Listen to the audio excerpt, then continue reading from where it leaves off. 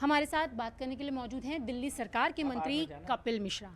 कपिल जी, जिस तरीके से क्या की एक रिपोर्ट सामने आई और उस पर चर्चा हो रही है, कैसे देखते हैं इसको आप?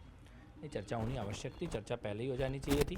और मैं तो आभार व्यक्त करता हूं मुख्यमंत्री महोदया का कि उन्होंने पहले ही सत्र में संकल्प लेकर ये रिपोर्ट को टेबल किया और दिल्ली की जनता के सामने सच आया।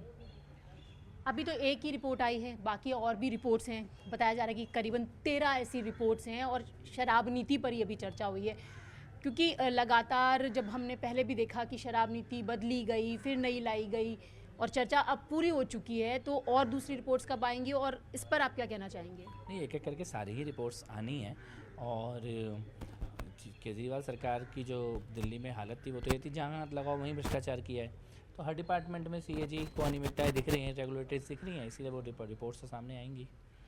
आपके जो सस्पेंडेड विधायक हैं वो लोग बाहर बैठे हुए हैं, उनका कहना है कि पहले भी सस्पेंड किया जाता था लेकिन सदन के बाहर निकाला जाता था, परिसर के बाहर नहीं। लगातार वो लोग वहाँ पर अपना एक प्रोटेस्ट जैसा कर रहे हैं, तो आप उसे कैसे देखते हैं? नहीं, उनको नियमों को एक तो पढ़ना चाहिए और दूसरा नियमों को मानना चाहिए।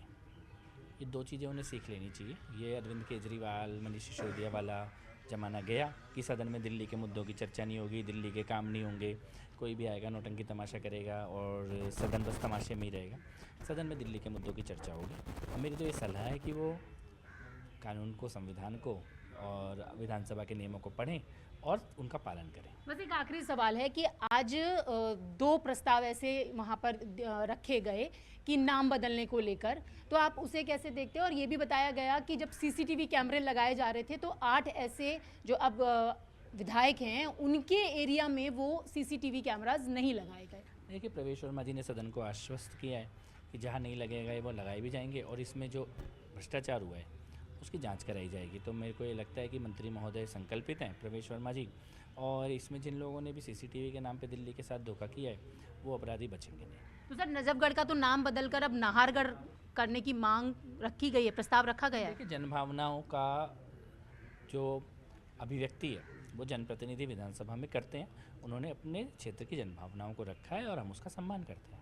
तो आपने देखा, ये थे हमारे साथ बात करने के लिए दिल्ली सरकार के मंत्री कपिल मिश्रा, जिनका कहना है कि जिस तरीके से आम आदमी पार्टी ने लगातार भ्रष्टाचार किए हैं वो अब धीरे धीरे जनता के सामने आ रहे हैं और कैग की रिपोर्ट में हर भ्रष्टाचार का खुलासा होगा। इसको लेकर बीजेपी पूरी तरीके से संकल्पित है। विजय युगल ठाकुर के साथ न्यूज़ 18 इंडिया के लिए रचना की रिपोर्ट।